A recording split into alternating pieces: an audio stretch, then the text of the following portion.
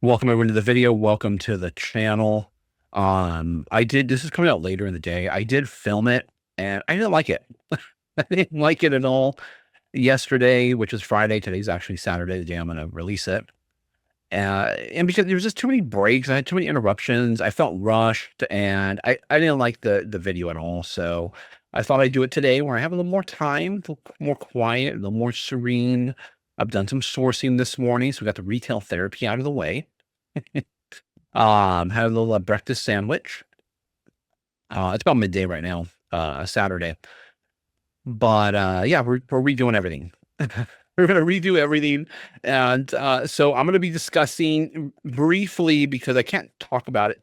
I can't tell you exactly what it is, but I got an email from eBay that I'm gonna be accepting their offer, and also too we will be addressing some of the reselling more geared towards live reselling. I wouldn't necessarily say drama, more kind of, just issues that are occurring in reselling YouTube space, not reselling in general. There's a lot of resellers that are not on social media at all. Actually, there's quite a bit. But, the select few that you hear about the most are the ones that have a YouTube following. So is YouTube reselling news, reselling issues, drama, I don't know, whatever you want to call it. And I'll touch on briefly what I originally was going to talk about for this video. I had written some notes and everything down, but I got an email from eBay that I want to discuss, and I also want to discuss what's going on in the social media space when it comes to reselling. And we'll do what's sold. We're just going to do a few what's sold, just because I'm probably going to do a little more talking in this video. And so what we're going to have, which I already had, but we're going to have some more today, is the Whistle Pig Piggyback.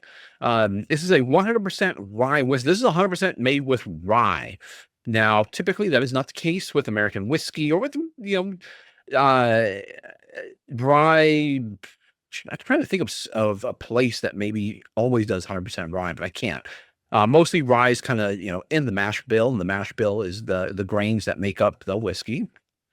And typically, it's not a bourbon. This is a whiskey, American whiskey. It's not a bourbon because there's no corn in this. It has to be, if I'm not mistaken, in order for it to be called a bourbon, it has to be at least 51% corn.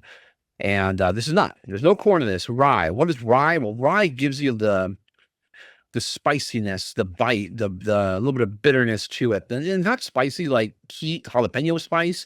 It's more kind of peppery, kind of spice cabinety type of spice. There will be heat attached to this. There will be some heat because we got almost 100 proof. It's 96.56 proof. So we're talking 48.28% alcohol. And originally in the video I made, I was like, I haven't tried this one in a while, so I don't know what it tastes like really anymore. But because I tried it yesterday, I'll give you my tasting notes as I'm sipping. I'm not gonna pour too much today. Just about that much. And with these types of glasses, I can kind of judge, better the pour. Sometimes in other glasses, like rocks glasses, it's kind of hard to to judge how much you're pouring, and you can't over pour. You don't want to over pour. You don't want to over pour. Just want to enjoy it, right? Aerate it a little bit. Yeah. So very sweet on the nose. Not much smoke. Checking my nose, make sure my nose around my face. And I thought you joined me in the coffee shop today. We have the bar. I'm trying to figure out where to point. We have the bartender set up over there. The bartender for the coffee bar, that is. I guess it also kind of looks like a bar scene as well too. But he'll probably be covered with the pictures when I pop him up on the what sold. But really nice. It's a very nice, very woody. Well, it doesn't smell smoky. Lots of sweets, lots of like spice cabinet. Like you put all your spices in a spice cabinet. There's always an aroma that comes out of it when you open it. That's what you get out of this. But on the taste, it's very woody. To me, it's very woody, very much like you're cutting wood for a fire. You're out camping and you get your wood and you're splitting your wood. That's the smell I get, taste I get. Yeah, very sweet. Yeah, first punch of sweetness, then you get the wood, you get the heat, and ryes do typically those that are heavily rye, especially 100% rye, typically tend to be a bit more. They, for me at least, they tend to be a lot hotter than typically. I can have something with a very high proof, but yet not be as hot as a rye whiskey is, in my opinion. It probably just for me, I'm thinking it just has to go down to that peppery type of pepperiness that rye brings. But very good, very good. It's very mellow on the back end, so as it's going down, you get hit with the flavors right up in front, and you get the heat right up in front, and as it's going down, you get the warming sensation, and, then the flavor just kind of really dissipates. So it's very light on flavor, but it's still a very good, and I really enjoy any whiskey that really brings that woody flavor because back in the day, I was a huge, big into camping, backpacking, spent many times up in the mountains here in California, and, it just takes me back. It takes me back to that. It's a memory, the memory. It takes me back to that time in my life, and, I enjoy that time in my life, and I enjoy my time in my life now. It was just a part of my life that I do enjoy, and these types of whiskeys take me back to that. Okay, really cool. Whistle Pig, Piggyback, 100% rye whiskey, aged 6 years. All right, let's jump into the what sold, and I didn't write anything down. I still didn't write anything down, so I'm gonna go off my phone on this. Uh, so we got a really cool. This is just just a little letter holder or card holder. The hands are actually a clip. Now this one went for $30.64 on the shipping when it had a poly bag. But this really could have gone for quite a bit more, probably double, more in the $60 to $70 range, depending upon the condition. Now, the picture here, the main picture, doesn't really show you that, there was considerable amount of rust and like it's been outside, like it's been in moisture. And the inside of it was really, it showed. And the spring was incredibly rusted and probably needs to be replaced. But this is an 1889, as you can see, an antique piece that kind of carried it to a $30 range type of piece. And really nice. I took pictures all the way around. I showed all the issues with it. Should have gone for more had it been in better condition. Has a nice mother of pearl inlay, which mother of pearl comes from shells. Brass, just a really nice piece. And it sold for $30 and it sold within 24 hours. So really cool. Definitely something to keep your eye out for. Now, the next one here, I've been selling these off. I got a whole bunch of these, just novelty license plates. There are a bunch of them. They're older, they're vintage. I didn't put it in the title, but they are. And I got a bunch of them from all kinds of different countries, different states, and I threw them in a big old bundle. Typically, they're going for right around $10. This one sold for $14. And the shipping, which is what I wanted to discuss with you, or why I even bring it up, because in my opinion, I wouldn't necessarily advise anybody to pick these up, to buy these. I would say, just leave them behind. They're not really worth it. But if you're bundling, definitely throw it in there. It adds an extra $10 more here to your profit, each one. And people really don't see value in these things, but there is some value to these. But this one here was interesting because this is the only one I messed up on when it comes to the shipping. And I made a lot more on this than the $14.76 for what it sold for. The shipping was $23.85. And what I did was I messed up on the dimension for some bizarre reason. I put 23 in the length and 12 as the width, and then 10 was my standard. I usually put 12, 10, 10 on all the dimensions. It will not, it could knock off some change, when you go down to like a 6x6x6 box or a 975 box. But it's like just some change. It's not really much that goes into, potential, in the profit that I make on shipping to help pay for shipping supplies. But, this one really made a lot of profit on it, and I messed up. I messed up, and the person did not ask for a refund. They bought it. They spent like 30, close to probably no, 30, 40, 40-ish something. What was the order total on this? Oh, man, it's not on here. This is the picture. I thought it was the what were we talking about? Like 30, 41, 42, somewhere around the $45 range, total for this license plate is what they paid in total. So somebody really wanted this and bought it and paid up for it. But my mistake, they didn't ask for a refund. I do get the occasional, hey, why is the shipping so high on this? And I'll go in there and check. And then I have found some items where I did mess up on the shipping and I just had to adjust it. But this one they didn't ask for anything. So what I did was I went ahead and I got priority mail on it, kind of make it worth the while. I got priority mail. And I also make sure to really, really wrap it so it was nicely wrapped, kind of showcase why, the shipping was so high. But they got it and everything's all good. So really cool. Knock on wood, of course. Knock on wood. So definitely, not really something I would recommend everybody picking up.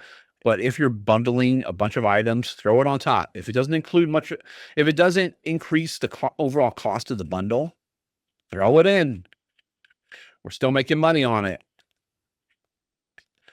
Vintage. This is, Dixie cups, $25. Oh, the license plate went in a padded poly bag. Priority though. $7.16 what they paid in shipping. This went in a 12.86 box. But this vintage stuff vintage disposables can be really good. You definitely have to look it up just to make sure. But these vintage Dixie cups, these were sitting inside of Savers. I picked these up at a Savers. Nobody was buying them. They were just sitting there on the shelf. We had gone in later in the day and still found them, and there was still money to be made there. And they sold in about a couple of days. Somebody bought these. They even left positive feedback saying nothing beats the vintage Dixie cups. And I remember using these as a kid. We used to use them all the time. My parents would buy them. They would be there on the shelf in a little pop-up stand. And we went through those things all the time. We would use one for mouthwash, throw it away, one to rinse, throw it away. What? It went through. We didn't think of how much it cost to buy them. But if someone's spending $25 on them, maybe they'll be a little, a little more, day. You use one cup and that's the cup you use for the day. Put your name on it. So really cool. Vintage Dixie cups, disposable stuff, vintage things. You got to look them up. Vintage clothing does really well. But not all vintage clothing does really well. Vintage bathroom stuff. Some of it does really well. Some of it just doesn't. But vintage Dixie cups do well. They do resell very well. They got to be brand new though. They got to be brand new. Don't be buying used ones or open box. Open box if there's nothing used on the inside. But then again, you want to count I think that was a 300 count. You want to count 300 of them out? You want to spend the time in doing that? So I'm showing you this keyboard, which sold for $41.14, $7.28 is what they paid in shipping on this one. This one at 2012 6 box. This is just a really neat keyboard. It's for learning. That's what the color, why it's, so colorful. It's to help teach typing. And funny thing about typing is the original keyboards they weren't even keyboards. They were on typewriters, I guess. They were all in alphabetical order. And what happened was people were typing so fast that machines of that era, when it first started coming out, not keyboards, but typing machines, when they were coming out, people were typing so fast, they were breaking the machines. The machines couldn't keep up. So that's why they decided to rearrange the keys as they did to slow down the typing. Nowadays, that wouldn't be a problem, but back then it was an issue. That's why the keys were all weird. So, which is why people need to learn how to type. It was just a really cool keyboard. I really liked it. It was nice, colorful. I thought my wife was gonna keep it for a moment, but she chose not to. She just didn't like the feel of the keys, but it's just a traditional style keyboard. USB, wired keyboards still do incredibly well, even though a lot of people like wireless. No one likes to see all the wires everywhere, but wired keyboards still do incredibly well, and they're easy to test. They're going to power on when you plug them in. You don't need to find a dongle for it, so you don't need to find batteries or chargers for it. But they still do really well. There are certain ones that do better than others. Don't just go pick up any old keyboard and think it's going to sell. This is not a Logitech. It's not a Microsoft. This is just a cool looking keyboard, and it has a purpose. There's a purpose for this keyboard. So Keyright is the actual brand for it. Now, this one here, we're going to stop and talk about just a little bit, because this is a cloisonne piece, and it's an egg, obviously, with a flower on top. $20.53 is what it sold for. $6.84 what they paid in shipping. And this one here went in a 6x6x6 box. Now, I've seen people talk about cloisonne. Like, oh, look out for cloisonne. Oh, that's a great cloisonne piece. Look at its cloisonne here and there. But not everything they're picking up is actual cloisonne. It can look like cloisonne, but it's not. Cloisonne kind of has that paint by numbers look to me. But if you look at the actual, let me use my mouse here. The actual gold here, I don't know if it comes through on the pictures, but it's an actual, like, almost, it is metal, almost like a metal wire that is kind of outlining all this here. You see where my mouse is going there. That's actual metal wire. So it is raised. So cloisonne, they take a metal, and back in the day, it was either gold, silver, or copper. Nowadays, it could be any kind of metal. They take a metal and they fuse it to another piece, and like an egg in this instance, it's an egg, it's a metal egg. They fuse it to that, and then it is colored in with enamel. Well, what's the enamel? What is enamel? And I always believe that you should kind of know what you're selling and kind of know about it. It'll help you. It'll help you sell it, maybe help you find keywords or create a good description or title. But enamel is essentially glass. Again, we're going back to glass. It is a glass turned into a powder form. It's then colored and then painted in, and then you fuse it. How do you fuse it? You just melt it in high heat. And so cloisonne has the metal outline. It's not painted. Yeah, maybe the metal can be painted, but it is metal. It's not a painted out, like when you outline something with color. It's not that. That's not cloisonne. Cloisonne is, has a metal wire forming the shape, and then it's colored in with enamel. So that is cloisonne. There are many that look like cloisonne, but they're not. So just a little bit there. And cloisonne is really cool. I mean, you find some of the vintage stuff. Wow, it can go for quite a bit. So hopefully that helps you out a little bit in picking out cloisonne pieces, because you can, someone that knows what they're doing, knows what they're talking about, they buy it from you, they get it, and they're like, hey, this is not cloisonne. They can, send it back, and you could get a defect on your account in regards to that. So just something to be aware about. This did not come with a base. That's a ring that I had that I kind of put it on top of, which I sold that ring for $15. Little mother of pearl ring that's underneath there. Okay, now this is a very, very interesting thing, because I did not know it was worth anything more than maybe $40, $50, $60. I typically will pick up, what do you call it? Security or law enforcement belts.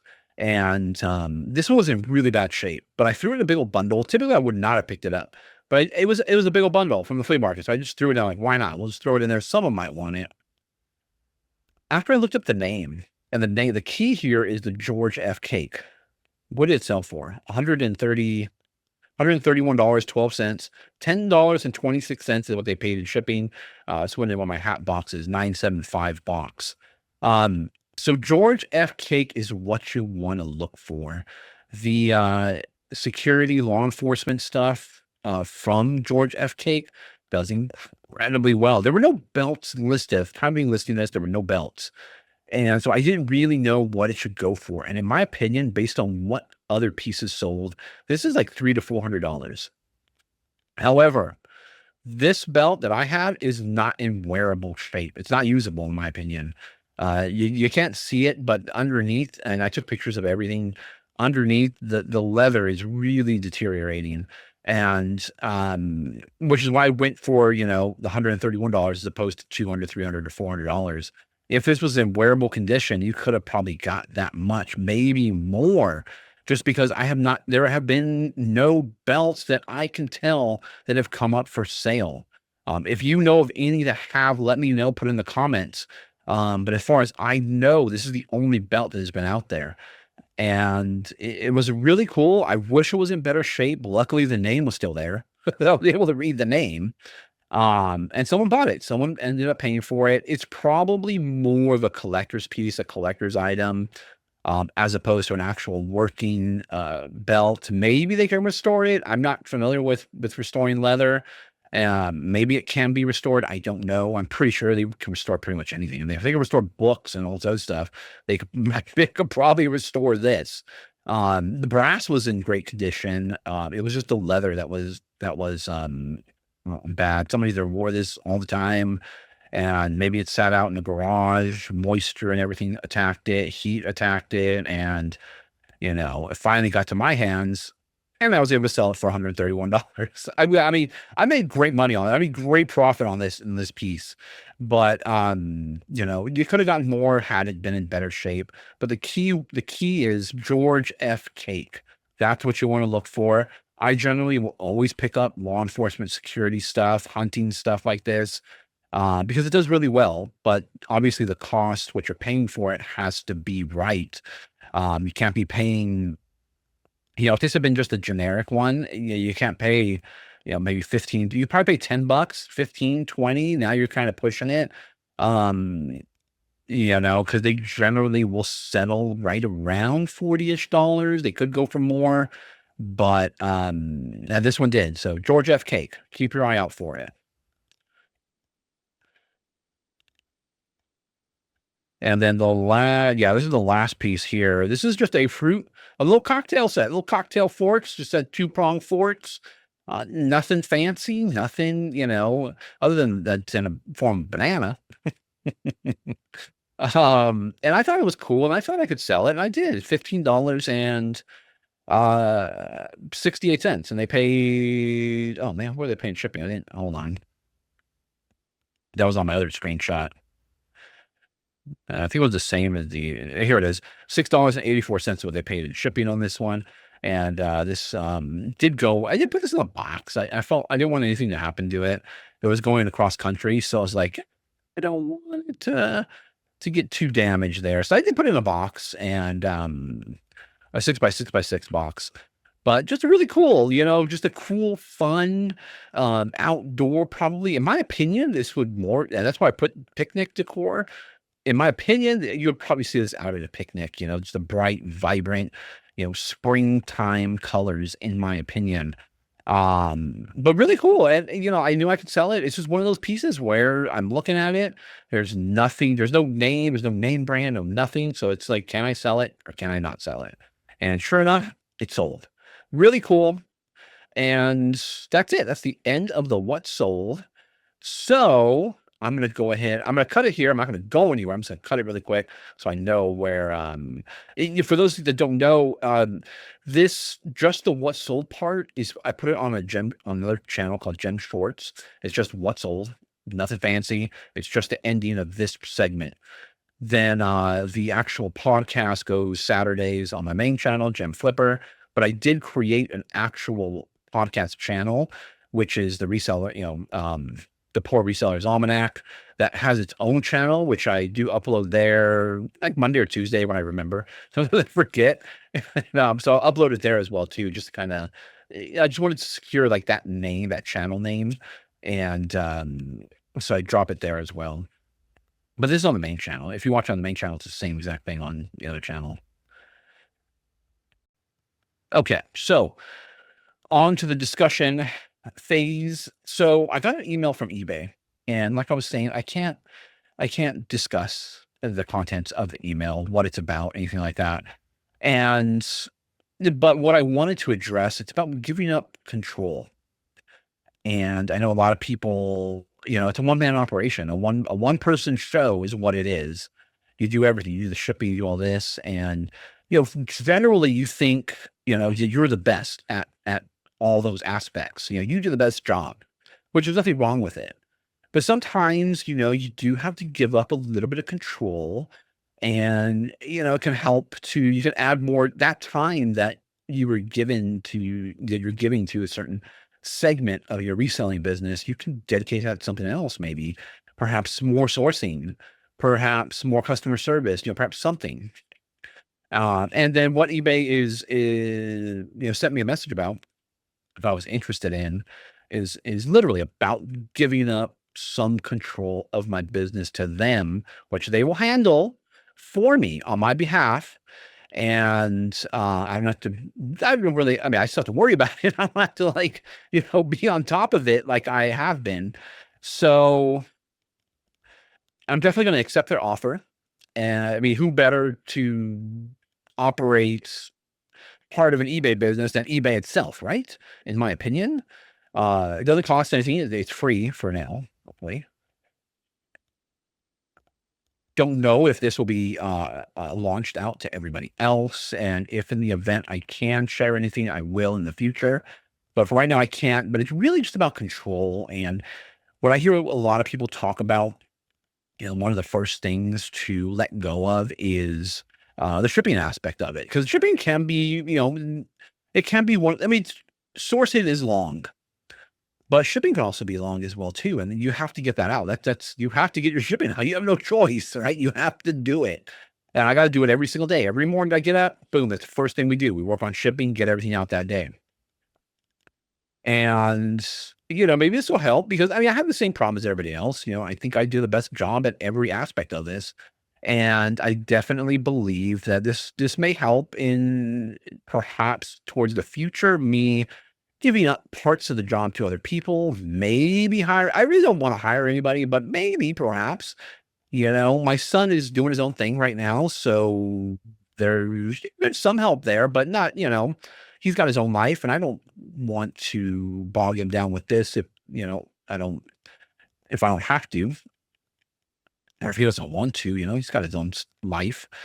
And perhaps my daughter, as she starts to get older, I can show her the ropes and see if she wants to help out for a little bit as well too. They definitely like helping in the thrifting, though. They like helping in the buying. And then we go out and have a company dinner, I guess. They like that part.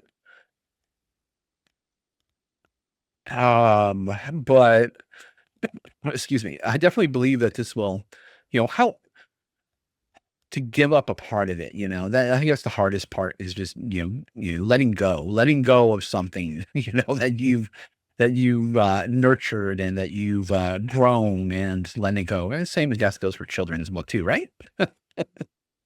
Um, but that kind of leads into, as far as something that you're, growing. And oh, really quick, I also wanted to touch. Well, I guess I won't touch on that.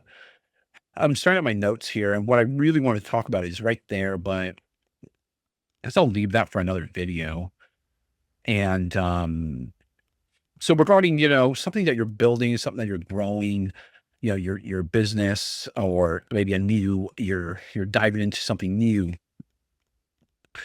Recently, the if you're familiar with the trash to cash, dib it stuff that's going on, they changed their policies, guidelines, policies. No, I don't really think they're guidelines. They're policies, right? They're not really. Now, some of them might be a guideline. Um, Guidelines, policies. What they want you to do to if you want to sell on their platform, this is what you have to do, right? This is what you have to be held to a certain standard, which, they have every right to. And, we see this all the time in business. I know I swiped away, I think, a Hulu or a Netflix one earlier this week. And I think eBay did that, updated their terms of service and stuff. Terms of service, that's the other I was looking for. And yeah, we really don't look at it, read it, really. We just swipe away, and that's it. But I think, due to the fact that, the Dibdit and built upon the district platform is so small right now, that in its infancy, that it was noticed. It was noticed what they did, the changes that they made, and which I agree with with most of them. The one I don't agree with, and the one that kind of sticks with, not that it even applies to me at all, because I don't. It's regard to live selling. I don't live sell. I guess you can, you know, you could do it in just if you're listing something, you could violate it, but it's be kind of weird if you did. It's more so if you're live on camera, just chit chatting with people and selling items. Is mention other marketplaces on there, especially other marketplaces that not necessarily just mention them, but mention other marketplaces that you sell on, and perhaps directing people over there as well too to find you, taking you off the Dibdit family of websites, selling sites, reselling sites. So, and companies do this all the time. They don't want people going off their website. Some people are cool with it. Some people aren't. There are some businesses are cool with it. Some businesses aren't, and they are not. And I understand the reasoning behind it. They have the whole thing regarding district, and what they're doing is they want influencers to bring their community over to buy off their platform. So district makes money. Now, obviously, the creator of the actual store on district makes money. But what they're bringing, and what makes it better than other live selling,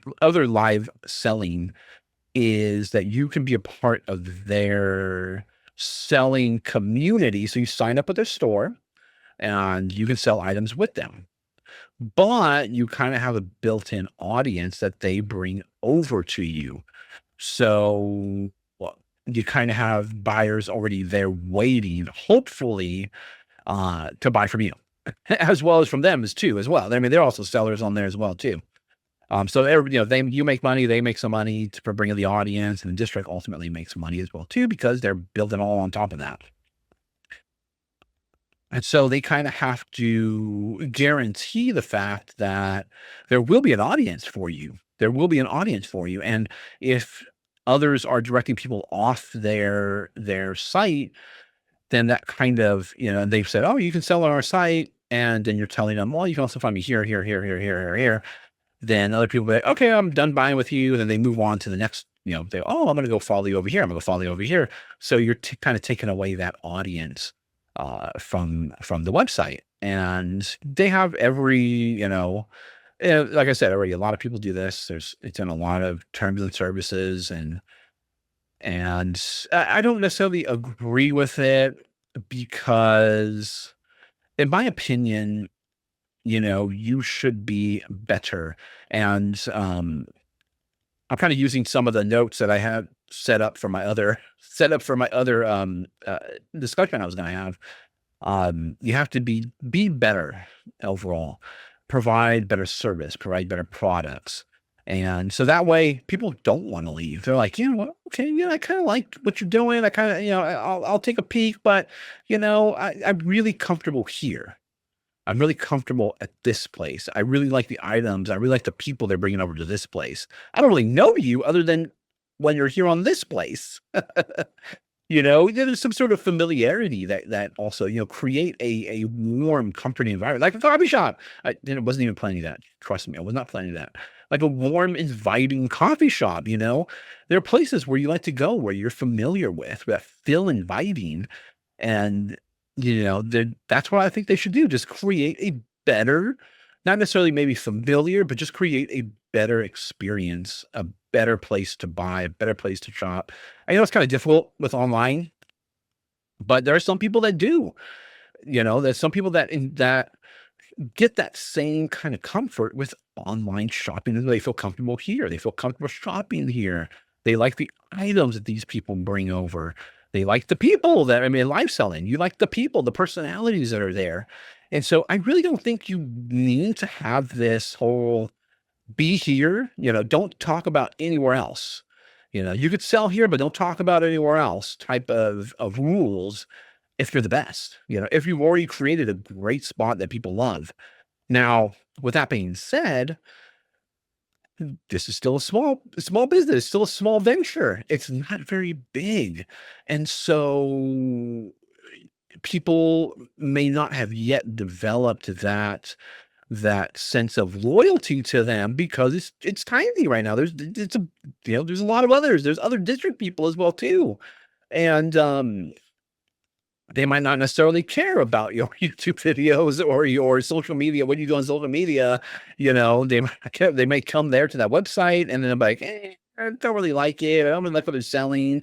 I don't really like these people that are on the live show. I'll go. This other guy's mentioning something else. I'll go check theirs out instead. You know, so they're still trying to build up their reputation. They're still building their brand and everything, and I get it. There's this sense to kind of protect it, to kinda shield it, to kind of, create a field force field around it, um, and so I get it. What's the right answer? I don't know. What's right, what's wrong? I can look back in history when Apple did this. Apple did something very similar, when they kind of, created their own little world. Yeah, you bought Apple. We're talking a long time ago. I'm still team PC, by the way. Team personal computer, not Mac. Team Windows and all that. Um, they created their own little world back then. This is we're talking pre-iPhone, pre-iPod, all that stuff. And everybody was like, "Oh, PCs are kind of do the same thing, and they're cheaper, and I can pick and choose what I actually want. I just don't have to get force fed what they're giving me, and I'm gonna go over here." And so Apple really, there was almost no Apple. There was really, really a dangerous point, a point where Apple could have been no more. And they came back. They looked at that battle and they learned from it. They learned from it. There's still a somewhat closed ecosystem, right? But what they did was they came back with roaring with an amazing product in the iPod, and they built off of that. They built off creating a killer experience, a well-designed, nice, sleek products like in their laptops, in their actual desktop computers. They weren't high end at all. They weren't top of the line. They weren't, some amazing beast of a gaming computer, workstation computer. They weren't anything like that. They just did a killer job, in my opinion, a great job of taking the operating system and the software and marrying it so well with the hardware and created a nice, seamless, very good looking package that a lot of people liked. And so they came back and they came roaring back and they are still somewhat roaring right now, even though I feel they're kind of stagnant at this point. They need to, unfortunately the VR stuff didn't really translate well. And so they're still looking for a big hit and they need to keep it going. But that really hurt them in the beginning to kind of, try to muscle out competition, try to I don't know, not necessarily avoid competition, but trying to basically just stay in a in a try to isolate themselves. And I think it really hurt them. It did really hurt them, almost destroyed them, but they came back. So, and the companies, there are companies that are open for everyone to use their software. And one that comes to mind is Linux, the operating system. I do have a couple of Linux systems that I use, and it's completely open source. Anybody can download it, use it, slap their name on it, take it and make it their own if they want to. And there's plenty of people that do. And there's plenty of multi-billion, Google included, multi-billion dollar companies that have used the Linux operating system, which is free to use for everyone. And they've taken that and made billions of dollars on top of that thing, if not trillions of dollars if you can combine them all. Um, so, there's something to be said about, just being open and just everybody can do whatever they want. And obviously, some people, will take everything. They will take it and then go running with it and take the whole farm. But so you do have to have some sort of control. I do understand that. And what is the right answer? Well, we'll know down the road. We'll know in the future what worked and what didn't work. So It's really good. Now, the other thing that came up in regards to YouTube reselling slash district sellers slash live sellers is, hold on, my camera battery's about to die. Hold on. Is Crazy Lamp Lady. Now, she came out on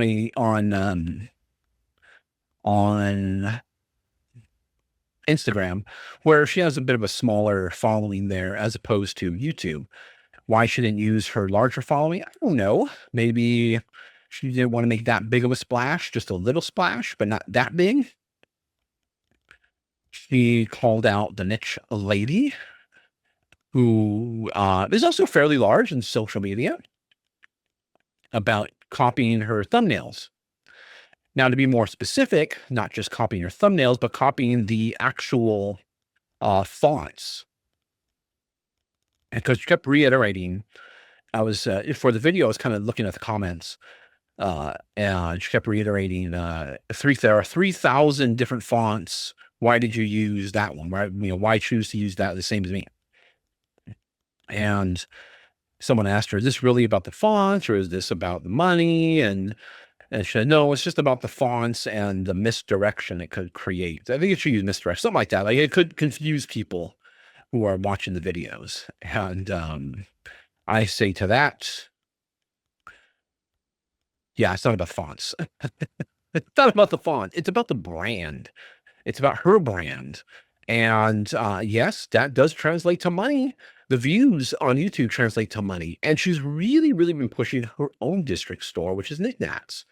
And she's really been and what I think she wants to do is on her, keep reiterating it on your own channel. Eventually it's going to stick in people's brains. And she wants people to watch as much as possible, so they keep hearing knickknacks on and it's not something that, some of these like Dib did, it's not something that's like easily like, "Oh, what was that thing called again?" And then you're kind of stuck. I think it's like Dib or Nickna, and then you start to like, it's not something that really just rolled off the tongue, so to speak.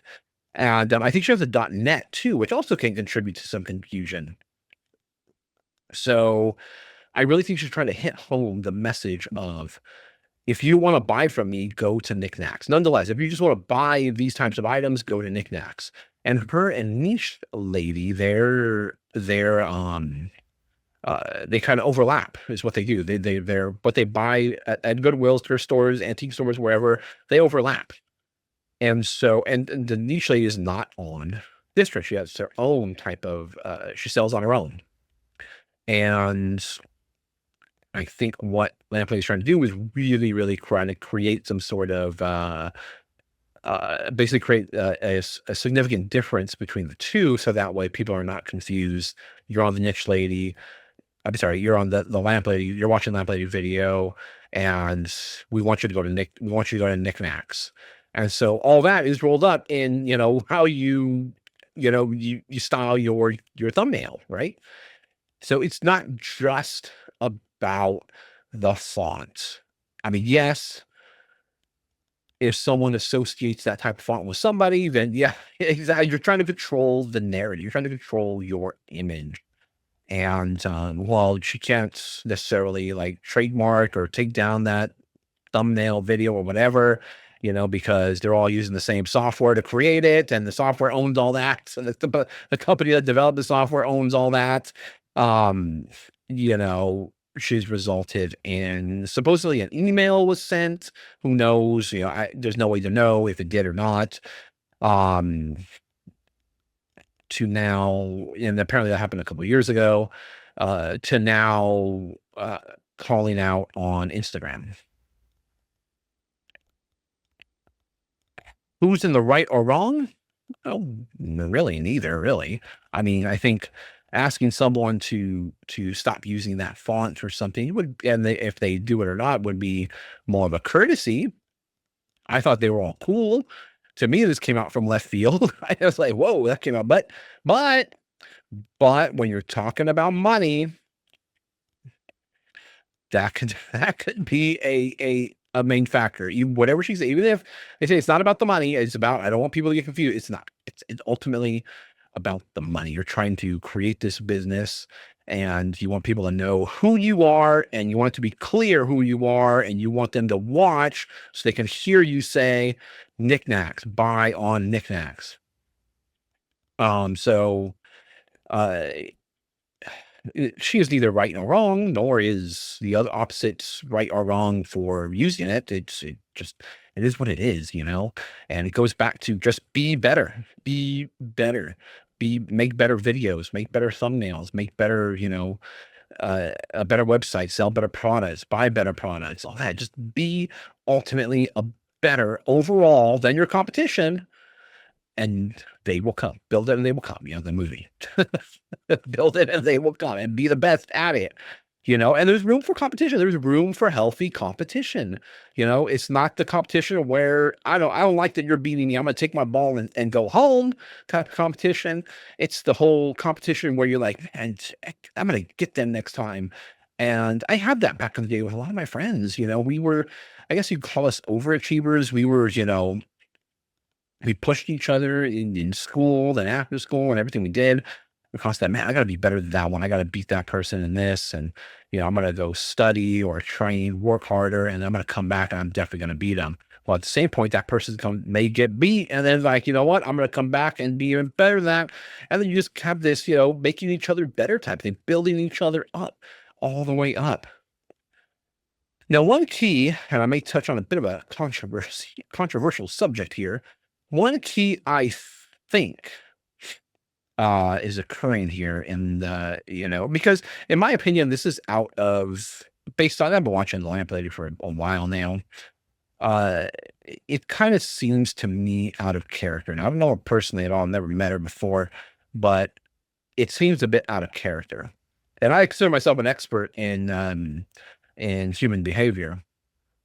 And I can, you can tell even when people are making videos, you can tell. If you're watching for the signs. You made a mention in one of her videos recently about her, her being in a Southern Baptist church. Now, I grew up Southern Baptist myself. I grew up for many, many years, decades from birth. And in one of my videos, I'm going to mention the kuna, which I think I have to look it up. I'm actually looking it up right now while I'm in the video.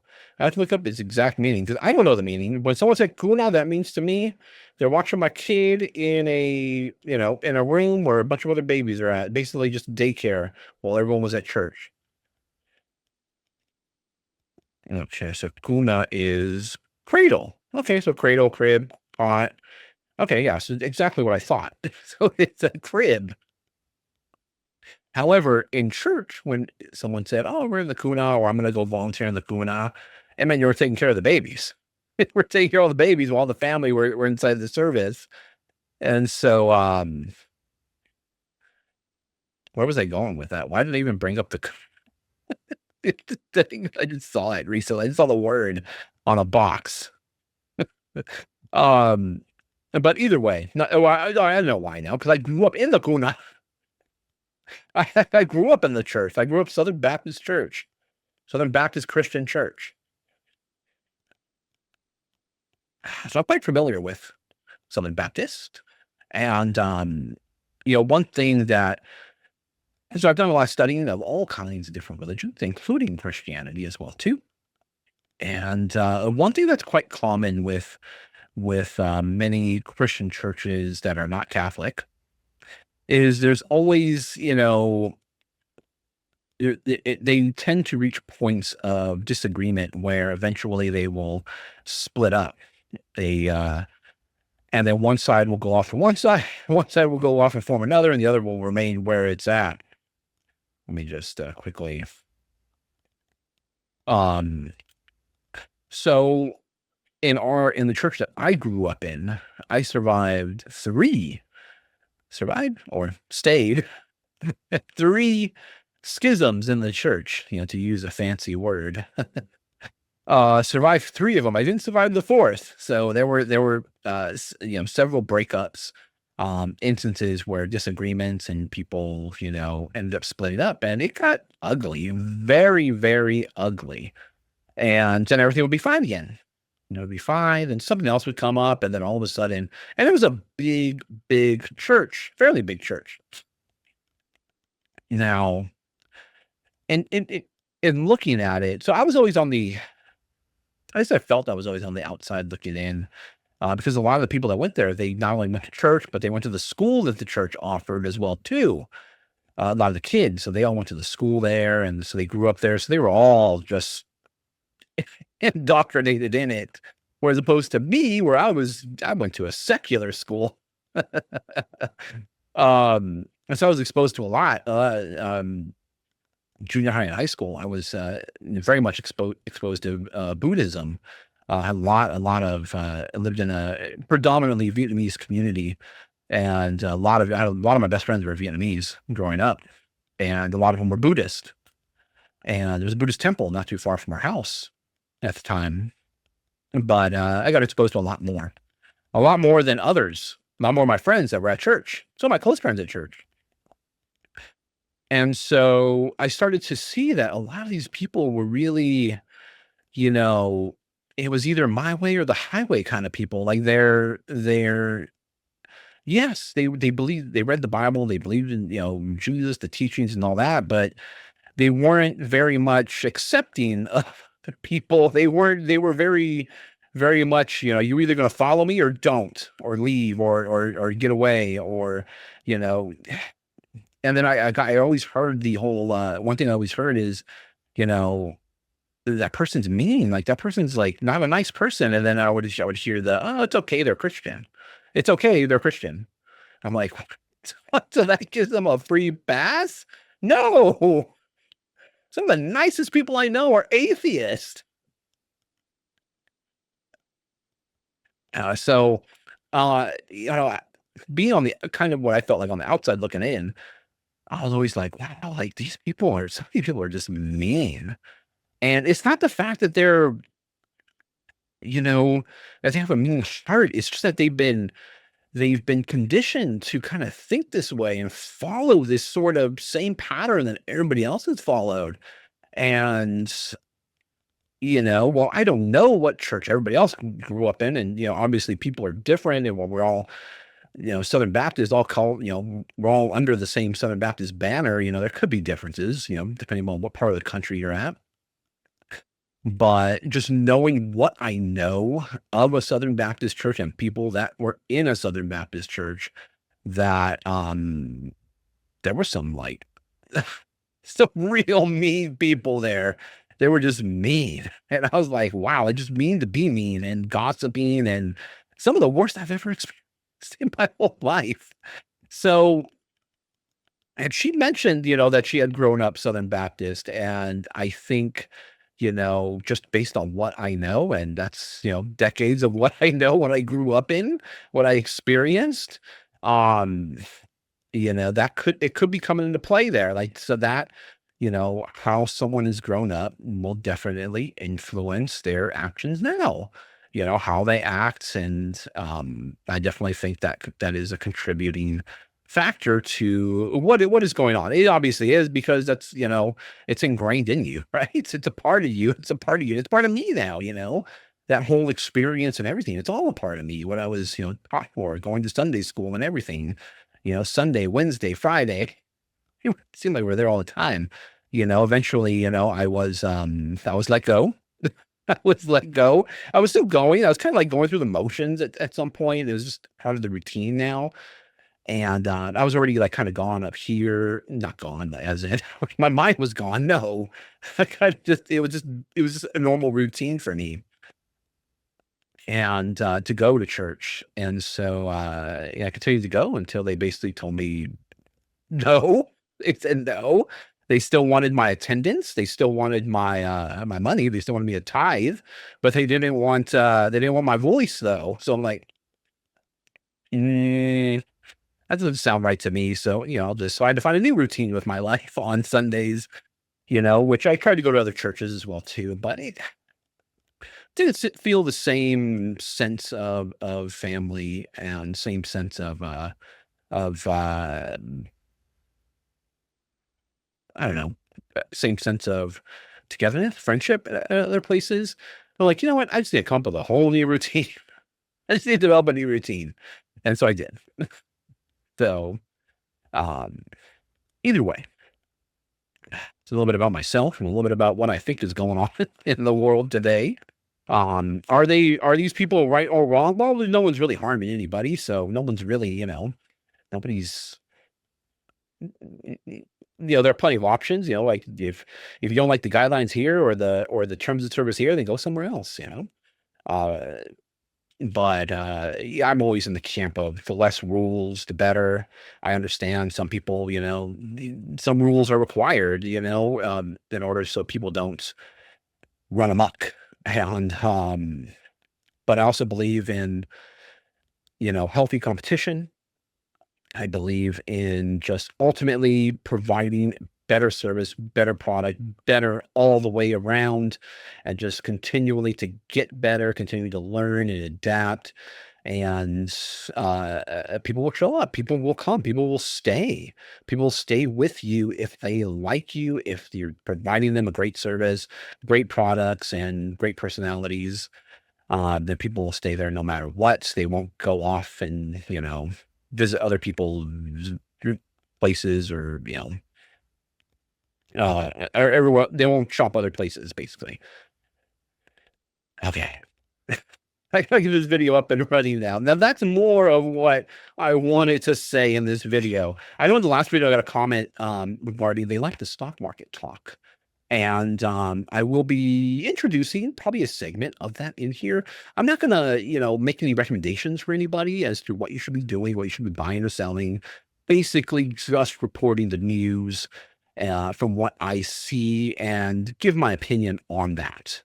And real quickly, I just want to bring well, it's not necessarily stock market news. I got this. I do keep up to date with that stuff though. It is important, to watch it, keep an eye on it. It'll kind of help you give you a sense of what's going on in the world. You can get really down and dirty with the numbers, and there are many people whose whole career is to look at these numbers and come up with predictions on what's going to happen. And they are, right. Sometimes you'll hear like, oh, so and so company is predicted to make, 6 cents per share. That's even before they make an announcement. And how would they even be able to get that number? Well, there are people that are down there in the numbers of that specific company. They don't work for that company, but they have all the numbers, publicly traded companies, that is. They have all the numbers. They can go on and dive deep in there and look at everything, what's going on, and they can make surprisingly very accurate predictions. And they're right most of the time, or at least ballpark it most of the time. So, which is why sometimes it's kind of weird, like when the company comes out and they go, oh, they met expectations, they met everything, and then the stock goes down. Like they did exactly what you were anticipating. Why is it going down? It shouldn't go down at all. It should stay at least down the middle, right? Or it should go up because, hey, we predicted it right. No, their markets are reacting to news. Right now they want to see everybody beat everything. Not everybody can beat everything all the time. And not all the news is great all the time. That's what's happening right now. Stock market is reacting to news. It's not reacting to fundamentals. It's reacting to news that's going on. It's reacting to Donald Trump. It's reacting to Elon Musk. And all these words hold a lot of weight. But either way, so a couple of things that came out of the news recently this week. First and foremost, GMV, regards to eBay, that is, gross merchandise value, which is the value of all the transactions that occurred. So, all the people that pay you for items that you have listed is going to go up this year, thanks in part to their partnership with Facebook. It's anticipated they're expecting $1.5 billion more dollars. So that's more sales basically occurring, 1.5 billion this year, 2025. So by the end of the year, we should know exactly if they hit that expectation or not. Then the CEO of B of A came on and was talking about the economy. Now, B of A being the second largest bank in the US, Chase Bank being the first, they said consumer spending. They basically said consumer spending, but what he actually said was consumers were putting 6% more into the economy, or it's up 6%. Sorry, it's up 6%, as far as the money goes, and in comparison to end of last year, fourth quarter last year, the holidays of last year, it was at 4 to 4.5%. So we're up, around 1.5, 2%. Yeah, 1.5 to 2%, here in March. And B of A has the real life data. Every time you swipe your card, if you swipe your B of A, credit card, debit card, whatever, you pay through Zelle, Venmo, whatever, they see all that's going on. They could track all that. And so they're seeing real life what is happening with people's money. Where is it going? They're spending it. Where the concerning, or not really concerning, but something that may answer why maybe some people are experiencing slow sales, is because where's that money going? He didn't say it's going into, like hard goods or stuff like that. It's going into services and entertainment. So services, probably, car maintenance stuff, probably, house cleaning, things that provide a service for other people. And the other one was entertainment. So people want to be entertained, going to the movies, going to plays, maybe a cruise. That's more relaxation, but you also get entertained on cruises, perhaps. They're spending money on trips, going places. They want to be entertained. They want to go somewhere. Disneyland, the land of bliss, fantasy, entertainment. People are spending money there right now at the beginning of the year in those two sectors right now. So not so much goods, not so much, people are still buying. People are still buying stuff. They're still shopping online. They're still shopping in malls. It's just B of A is seeing more money going towards services and entertainment right now. And that could change. That could definitely change. So, definitely something to keep an eye on, keep a look at. But spending is still going up. People are still spending money. I'm just trying to look at the rest of my notes here, but I don't think there's anything else. Yeah. Yeah. So that's it. That's it. Don't want to disconnect my keyboard by accident. Okay. Otherwise, that's the video I wanted to do. So I hope you guys enjoyed the video. Let me know what you think in the comments down below.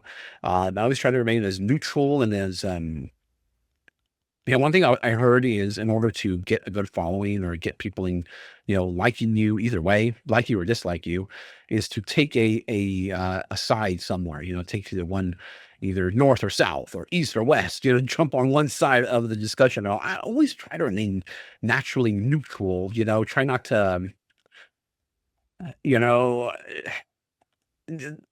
try to remain, kind of, friends to both sides, possibly, if I could. But I know, I try to, hopefully I did. I mean, I don't want to, I don't want to offend anyone. I just want to, bring my perspective, bring my, outside looking in. It's always good to have someone from the outside look at it and give you their opinion on things. It's good to have someone else, another set of eyes, offer their own opinion to things, because sometimes you can't see beyond, your own ego, your own, you get in the way of yourself sometimes. And sometimes it's good to take a step back, have someone else do an evaluation, not get mad about it. Don't get mad about it because they're just giving you an opinion. It's good to have other people look at it and observe, and perhaps you make adjustments based on that. Okay. Now that is it. Thank you for watching, and I hope you enjoyed the video. Hey, you've made it to the end. Thank you guys for watching. If you enjoyed this content, please like the video by hitting the thumbs up. Subscribe to the channel by hitting my little round icon down below. It really does help us out here. Also, you'll find a couple of selections. You'll see a playlist of videos to watch and my most recent video that I did upload.